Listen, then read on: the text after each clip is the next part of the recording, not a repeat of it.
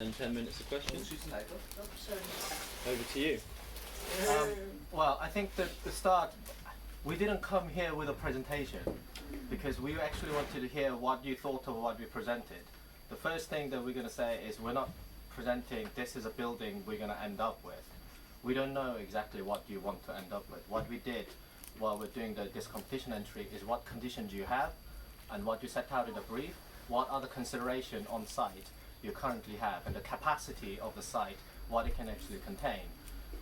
The one thing we were quite acutely aware at the beginning and through the conversation is that we know by living in London, the resource of land is very precious. It's getting denser, and then we know where this is going. And whatever we do now should not stop you for the future ability to develop further, whether you have housing now or just community building now, or you build both of them, is having the capacity released and have your future Sanfordians can have another chance to go at it. So when we were drawing up, so we called our proposal as new ground. So it's not really the building, it's a proposal.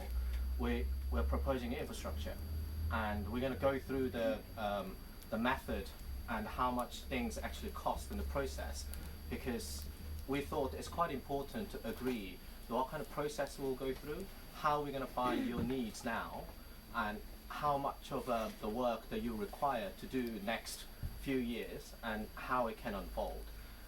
Interesting thing is, it's not really about the ultimate cost of whether this building costs, £800,000 or £1.3 million. The power you guys have as a community is a cash flow. When you get a mortgage, they don't ask you simply how much money ultimately do you need to spend. It's how much money are you earning and how much can you actually return every month. That's a really important part to consider.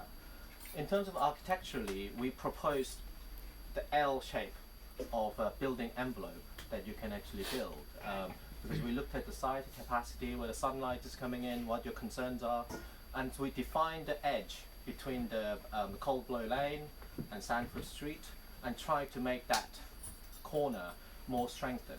So this has become the part of the community edge that you have the entry quite defined.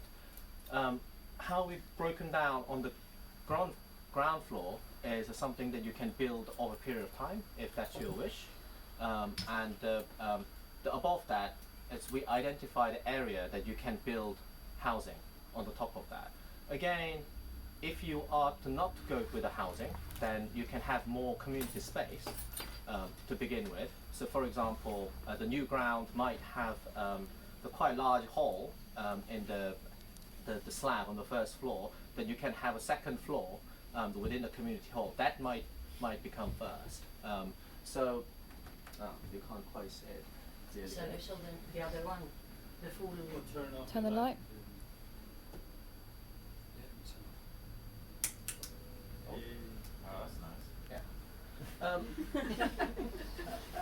So we actually broken down the areas. So you have a defined edge around the corner, and that contains sound. And a lot of things you will be doing is your neighboring properties and how those guys will perceive and what you can do within. So we try to provide as many flexible and different types of spaces within your brief and how it can fit in within the ground floor. And that ground floor is separated by this new slab that's giving you another land that you can build on in the future. So today I actually came here to hear from you whether you had any questions from what we have proposed, rather than us trying to go through every single element what we have designed, because we thought that our presentation on the board was relatively clear to get you the idea of what we are trying to achieve here. Does anyone have any question or thoughts? I wanted to ask in regards to the actual communal space, because the L shape is very interesting and it creates like a presence and a street line, and Sandford is not a car park and an open space, but actually looks out to the street. But in regards to the space of the communal activities, like the main community space, because you have this slab, continuous slab that it's enveloping everything, and then you have the residential above, if we could create a differentiation of space within the community center, so a bit of higher ceilings, Yeah. and how it can be a bit, because we're going to spend money as well, like to maximize the space and not compromise it. So this volume, where the housing is on the top, this can be double high story. Then you will have a certain limit to what you can do above. Mhm. The planning will dictate how tall you can actually get. Currently, we stayed safe at the same height as your current buildings. That's within the planning envelope without challenging so much. We can push through. But there is a potential that we can gain one more floor. So let's say you designed the double high story above here first, and then you built housing on the top of that. That's still the possibility. But this is the kind of negotiation with the planning authority, how much they will allow you to do, and also how you're going to stagger your development. If you're doing the development now, including the housing, that will be slightly differently formatted to what you will do if you just do the community element first and then housing second. Housing envelope might become slightly larger. At the moment, we stayed with the 8-bedroom, the given in brief, and we looked at different regulations and what we can not get away with, but what we can pass through without causing too much trouble. The spatial requirements, modern spatial requirements for a bedroom, it's relatively larger than what you currently have. So unless we go into slightly more technical conversation, the housing is required is going to be larger than your current standard. So again, that's a conversation to have. What limitations, if you have residential properties above community space, what limitations will that put on? Well, at the moment, we almost gave 4 meter from floor to ceiling height on the ground floor. It's pretty tall space. It's not a small floor to ceiling. Currently, we have like what 2.3, 2.4 maybe. I'm not that tall. But imagine it's going to be at least a third more than this, and the room is almost double the size of this. And this What noise? Sorry. In terms of noise, sorry. In terms of noise, again, we try to divide this into the two sections. One side that you can access separately, away from the main access, but you still can open it up. In terms of a sound division, you can do a lot of things like the sound insulating curtains that the acoustic curtains the theatre uses on the top of the panels. But again, this is whether the music room is definitely required or not, and how that can be dealt with. I think what Festus was getting at is the proximity of the housing above above. the hall, right? Yeah. And what It's conflict noise there is there, passing. and what limitations that So- has. That section, we gave quite generous space, about 400 millimeters. So that will accommodate all kind of sound insulation, so it cuts out. And the bedroom is again away from the where you are in terms of making noise. So it's on that's this side here, you know? This side? No, it's on the It's a above coffee the- shop. It's on above, it's above, right, okay. Yeah. Yeah. So sound insulation these days you can get is really good, and that's about construction detail. You can pretty much completely seal it within that zone. I'm not worried about it technically at all. And there is kitchen on the first floor anyway. Yeah. It's like public space, kitchen and living room on the first floor, and then you have the bedrooms above. Okay. So they insulate as well. Would that be the kitchen of the house above the communal space, or would that be a separate kitchen for the communal space? Communal space as well. Kitchen separate. So kitchen, the communal space, have kitchen, separate kitchen here. So again, on the ground floor, we wanted to have a quite good flow between outside and inside. So you have a place to meet in between the two sections of the communal spaces. That is external space, but it's covered. I mean, we live in the country, rains a lot. So if you have a covered space and the kitchen can flow out, that gives you a lot more flexibility. But again, the whole idea is underneath of this canopy, you can build and reconfigure lots of different things. Eventually, if you need this to turn into the internal space, you'll build a wall around it. That itself is completely fine. What is the external wall build of the building made out of? So on the ground floor, at the moment, we have proposed the what is it called? Straw bale construction that would rendered, because obviously that doesn't have to be final. We have a mix between the timber construction and straw bale construction because that's quite an easy and quite safe method of constructing. So we'll go through in the cost. We divided the elements into 3 elements. One is self-built, so that means a design will be done collectively, and then you guys will get your hands dirty and help build it. And then there's self-manage, that's without the contractor appointed. You guys are managing the construction sequence with a specialist, and then there's the contractor-led project, which you will pay the different management and things like that. You will see in my spreadsheet how cost is quite radically different. So just to give you a headline, to build just ground floor and new ground itself, and get new ground accessible, and do majority of things self-managed, you will be able to build this around 650 to 700,000 pounds, including fees and everything. But to build just this element as a contractor-led, that goes over 850,000 pounds.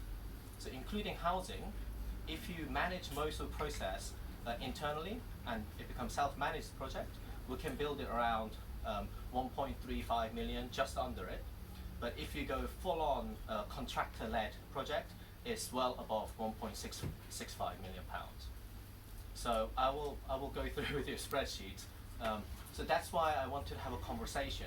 The material and how the building manifests itself will be heavily dictated by how you want to proceed with this.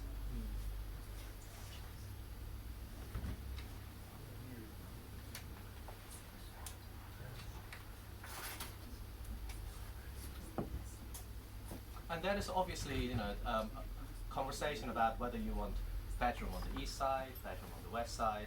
Our assumption at the moment is you want your bedroom on the east side because you can get good sound insulation, and one of the technical difficulties these days to getting housing through without having too much mechanical ventilation is about overheating. So the London plan actually dictates the 100-year heat wave, and then we need to provide 20% extra cooling. So if you have on the western side the bedrooms are habitable rooms. That means evening sun becomes a huge factor. That means you may ending up with active cooling like air cons in a bedroom. So we put it on the east side, so you get morning sun, but the west side have a corridor that we can have the ventilation, so you don't have to have the mechanical elements. So a lot of things are practically driven as much as trying to figure out the sequencing. But the whole conversation will be about defining the process, conversation with the planners, and one of the process we have proposed is we would like to get the life at Sanford. So how you guys would want to use this and define what we need to have it on the ground floor and the first floor. Can I ask, in the case that we decide that this could be only communal building and we relocate the housing somewhere else, have you thought or identified any areas within our site that you would put housing? That bit we haven't really gone through it in depth because that's quite delicate in terms of the managing internally. Anything that you do between your houses at the moment will be quite disruptive for quite a period of time because how building fabric works. And we think there are opportunities in between, but that's going to take more time to really figure it out. What we didn't want to do is promise you something now and it falls apart. The planning for this kind of housing under HMO rule is not straightforward anymore. So, yeah. What do you mean it's not straightforward? Sorry, can you expand on that? So, in terms of how you secure the site and how you can actually deliver and how rooms are sound sealed, and the spatial requirement, it's not same as just building your own home. As far as I know, Sanford was built, and you're still operating under the previous rule. So it became really strict during the 80s and early 90s, HMO rule. So that's why a lot of people are trying to avoid it. If you look at all the co-living spaces coming up, they're refurbishment of the existing building, which again, you don't have to adhere to the same rule. So the planning does not look at it as generously as the individual family home. So the volume and the construction noise, how the construction site is dealt with, technical complexity is multiple fold of general housing. But I'm not saying that's not possible. It's just within the time frame and the resource we're given, we didn't think that's appropriate use of the resource. Rich, do you mean you could pass over the boards over this way?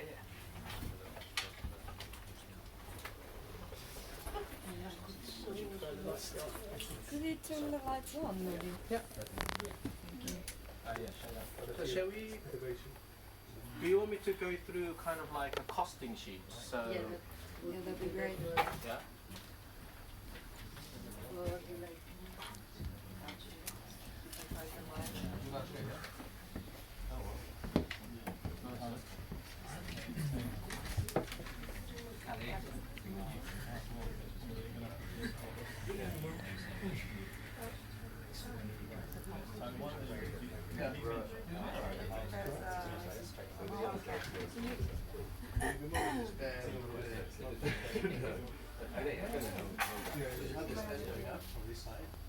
Option one is basically building the ground floor only. So, ground floor only. So option 1A is showing you guys do the self-build on the ground preparation. So ground preparation means you will cut down the shrubs, you may take off the topsoil, and you secure the site so a specialist builder can come in under your direction and architect's drawings. So then you will self-manage the infrastructure, the concrete frame and the floor, and then you self-manage the community ground floor build, not self-build. If you self-build, again, the cost will be varying, probably reduced further down from where they are. And then you put a balustrade on the first floor to secure the access of it. So these areas and budget per square meter, is this a nominal per square meter build from our experience and this book called Spons that gives you what general construction cost currently is. And it gives us about £512,000 of actual build cost, and then a contingency and professional fees. This professional fee is lumping in everyone. Quantity surveyor, project manager if you require, structural engineer, architect. So we didn't separate out architect's cost separately, because what I would suggest is not to actually have a separate quantity surveyor. We would work with you to get the costing right. Normally you would pay about 3% to 3.5% of construction budget to quantity survey. We don't think it's efficient use of your source of money at this point, because they won't really get it, because this is not straightforward construction. So that cost comes down to £687,000 or so. So if you go to cost option B, you're building exactly the same amount.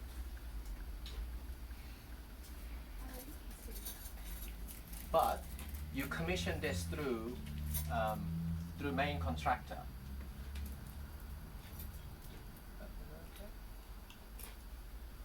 So what adds on there is a contractor's preliminary, because he needs to secure the site.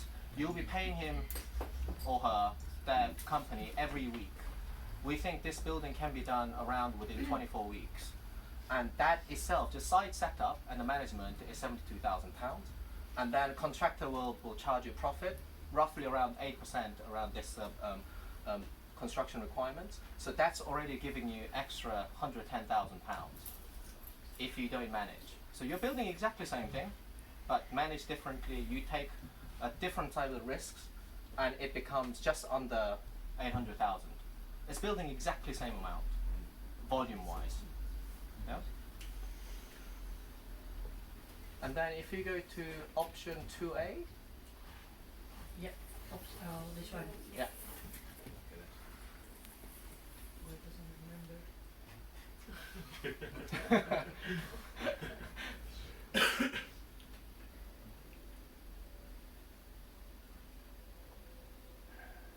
So logic follows again saying this is including housing. This is a full-on what we actually proposed. That comes under just about 1.33 million pounds, and this was the cost parameter we've been given, including housing. Yeah?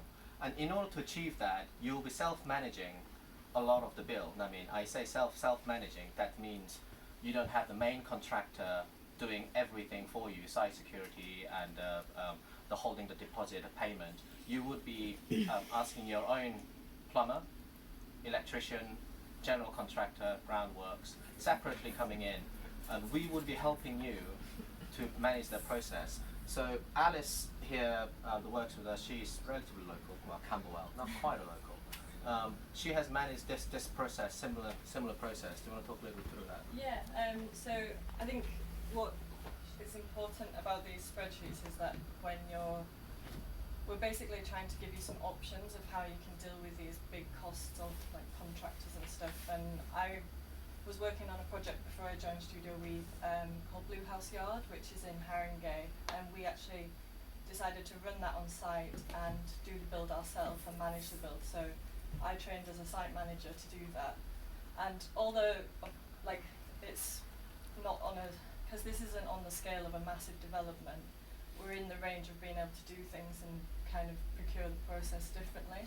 And I think, yeah, so we ran that as, I mean, it would be a lot longer this build, but it was a 6-month build. So, yeah, and that cut our costs way down, and we were doing it for a local authority, so that meant that we could actually build that within their budget, which otherwise couldn't have been done.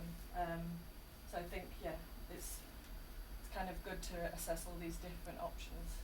So if we go to option 2C, yeah. This is the cost, building exactly the same thing, but if you procure it through single stage main contract, you suddenly have £300,000 extra because of the prelim cost and the profit cost that I would assume that you can hire like several people to run that within this community. So these things, the reason why I prepared this spreadsheet so almost as a what quantity surveyor would give it to you in the stage 2 is these becomes quite a big consideration. How quickly do you want to build, and how much risks and the responsibility you would like to take on as a group of people who democratically decide, and what you want to have in the first phase of the project.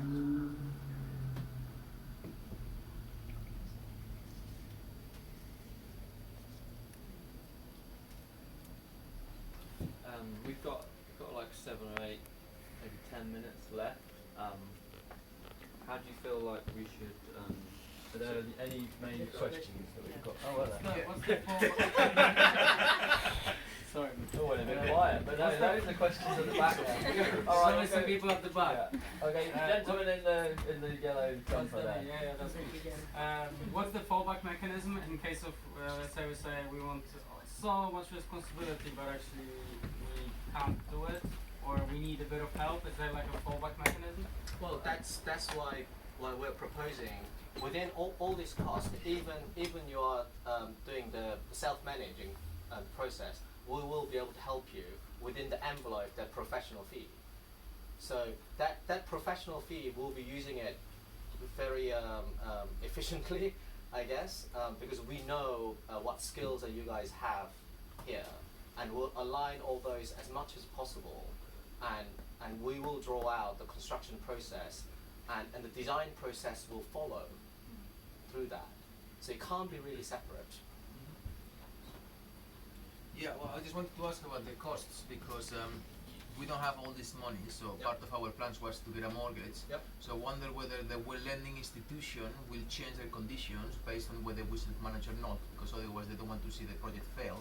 And they could say, oh, you're gonna self-manage, we're gonna give you worse conditions because we maybe not trust that you will manage. So I wonder whether you saying that you're happy to help us in case there's a fallback requirement, Yep. how would that affect our relation with the lending institution? So lending institution would look at the track record of architects who will be managing and track records of your management.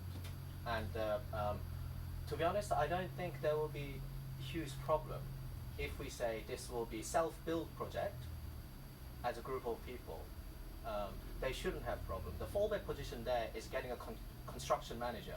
I already spoken to a couple of construction managers who basically, they're not main contractor, but they will work for you to manage the process professionally. Again, £300,000 extra overhead to a contractor, you would pay less than a quarter to the construction manager to manage the process for you. So I can only present this to you guys because you're quite hands-on and you're quite aware of the process. There are several professionals living in this place with a trust can explain to you this, the scenarios and the way forward. Normally, even for just normal domestic clients, I would say you just want contractor to do things because they just don't know the process at all. They've never seen it, how it's actually done. But I'm confident this can be done within this community. So I just to say that, I guess that then it would be a matter of us, when it comes to voting, like knowing exactly this is how much the rent will go up if we self-manage and if all goes well. However, if we somehow fail to do the stuff that we said we would do, then the rent is going to have to go up by this much more to compensate for those extra expenses, so that we should basically know both options Yes. when making the decision and what Yes. happens if we don't do what we said we did. We Exactly. would do. Well, that's why having options on the spreadsheets becomes quite important. Thank you. The main thing really is that you will have quite the sounding ground to build from. So once the new ground, the first floor canopy is up, everything happens below that is a safe working environment because there's no issues or faults.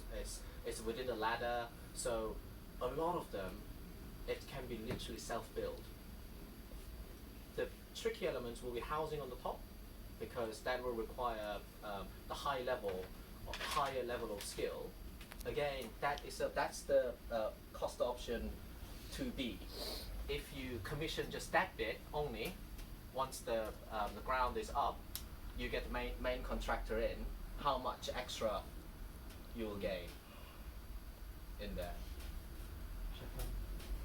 I think that, sorry. This is a bit on the sidelines, maybe, but let's say we go with housing, then we are eligible for some grants, and then have you got a capacity to help us with applications or review them or sort of collaborate on this as well? Sorry? For the grants? Yeah. Yeah. Well, we do it all the time. Okay. 95% of our work is with the local government and the local charities and community groups. So we help them grant application left, right, and centre. Sorry, Alice.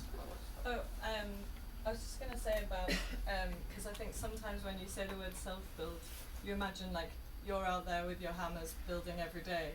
It's not really like that. It means that we will just design the process in a self-build way. So maybe we're bringing in local carpenters that you know, or these people, but then also we're organising community build days, and we're designing specific elements of the design that like we can get the whole community in to build together. So different methods of proceeding. So we will find out, okay, do you know any window makers who might have workshop somewhere? Then we can separate those packages out, whereas if we go with a contractor, you can't. I would have presumed, obviously, in my head, it'll be quite the summer month of, like, say, June till, like, August, you probably can get 2 or 3 like craft artisans to build these walls. Yeah, on the ground floor, and you guys can dip in and out where it's needed. So progress is steady. It can be fast tracked if we can have, okay, we will have this block gonna be built within next 2 weeks, and we're gonna have workshop here and there, and people can learn and implement. So we'll be flexing our design, construction process according to that. Yeah, I really like the sort of approach that you've communicated in the boards, and you've kind of hesitated to go into too much detail about the design because that can all change. But happy to. No, yeah, but in terms of the housing and not really fully exploring that, I think it makes a lot of sense in a lot of ways, and I like the L-shaped layout, and that for me works very well with the outdoor and the indoor space. So I think that's all very convincing. And then the talk about how the project is managed is maybe makes me slightly anxious, because I think there is a point where Stanford as a co-op is, it's got huge potential for managing its own projects and being very proactive. But in actual fact, there's not that. Of course, there's loads of initiatives, but I think there's a point where it's much more convenient to have someone do that for us. Yep. and manage that. So these options that you're setting out, which to be honest I got a little bit lost in the numbers and stuff, maybe is there something in between, like you're talking about getting someone in who is the overall project manager, but I guess what I maybe lost in the process of all that is like, who's the client, who's managing the project, and who's doing the design stuff. So in order to self-build, we can go around this way. You always will be the client, and we can either get independent construction manager who runs this project for you on behalf, but they will be working with you, for you, rather than for contractor. They will go out and get 3 quotes for who's going to do the concrete work, within what time, who's going to do plumbing work, who's going to do the electric work. They will be able to assess and then give it to you and a recommendation. And that could be us, if that is more convenient.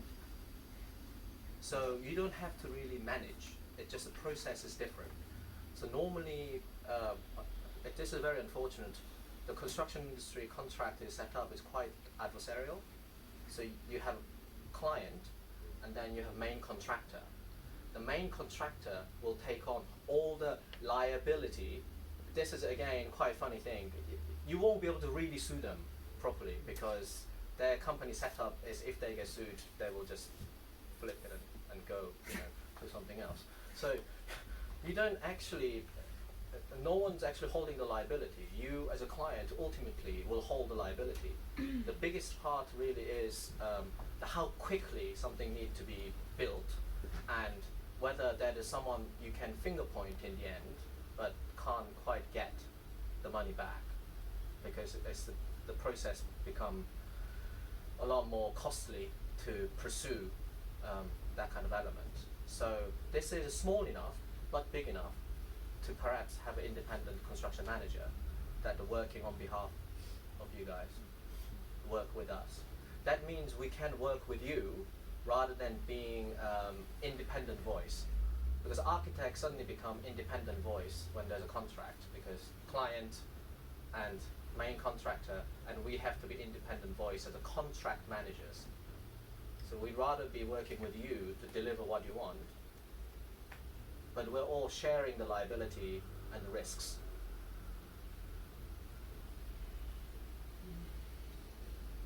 It's quite difficult to go through all this within half an hour.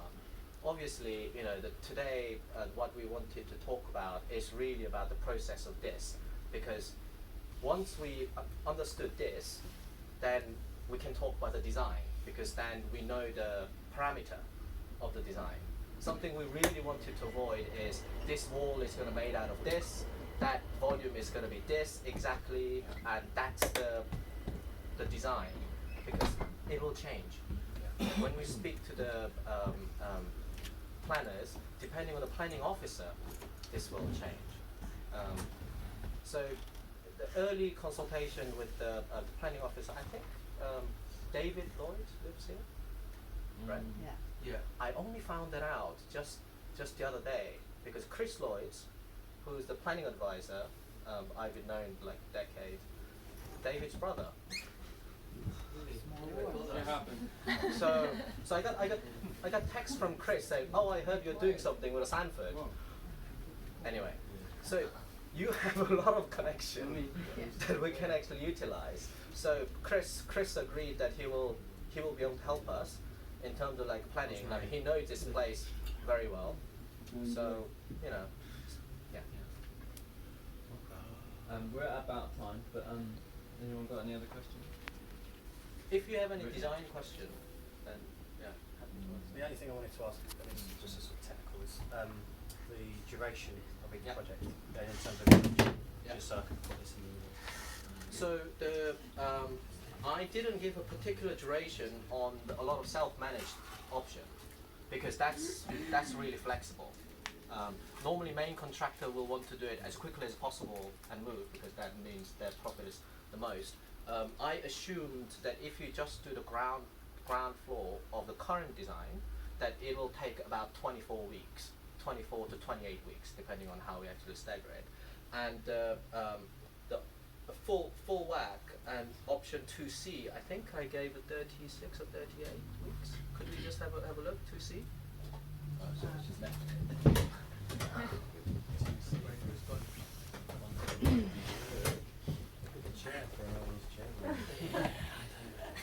This one? Yeah. Yeah, so I assume that that'll take, the preliminary is all depending on how long the contractor have to be on site. So I assume the 36 weeks, and they will charge approximately $4,000 each week of their presence on site. That's a good job, doesn't it? Okay. Any other questions? Do you need an electrician? Yeah. Cool. Maybe we can talk about my fees. It's there. I think it's there. The right column. You can get paid. Normally we'll package it out. Normally we'll package out the work and get 3 quotes. Each package will go out an independent the requirement and get 3 quotes on the same specification, and then you can decide where to go with. You're not bound by any particular procurement rule, but I presume that you want to be as transparent as possible. Right. Would it be helpful to say, just think about a scenario? There's obviously those few different decisions that you've talked about how it's managed, different decisions about which of the options we take. Say a scenario where like, yeah, we like your overall proposal, we'd like to work with you, we're actually not going to do the housing thing, we'd actually like that bit, second story on your L shape to actually be, say, a much bigger, generous community space. We want to do the self-build thing. What would be the kind of next steps, and how long would that take if we were going to do? So next step would be having dialogue with the planners. Yeah. And also have a conversation with your whoever is in charge of finance. So what is required to get from the bank, and how we can actually stagger those payments. Again, this will be a lot of cash flow conversation. So cash flow conversation will happen at the same time the technical requirements that go to the planning. So let's say we start work in probably January. The 3 things will happen at the same time. The one is the design conversation, led by myself and Alice will be here quite a lot.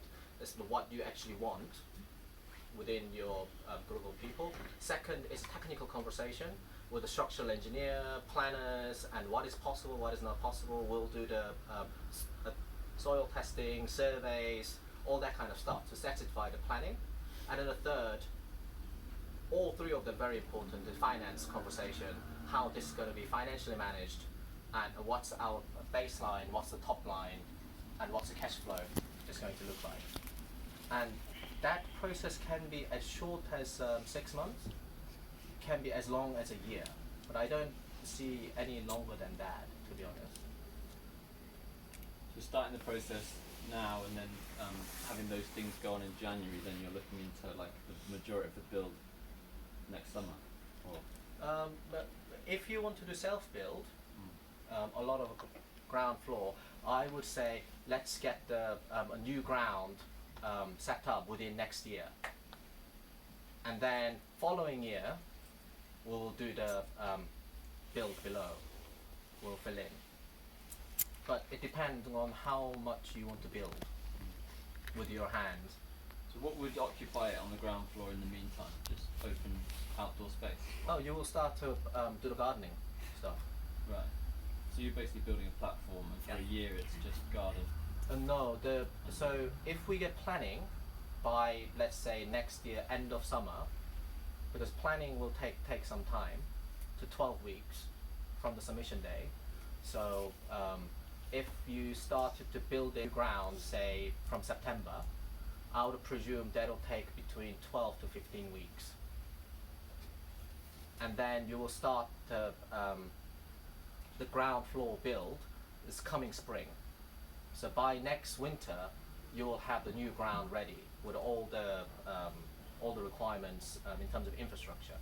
Obviously, you can go quicker than that, but I wouldn't advise it to rush into it now, if you know what I mean.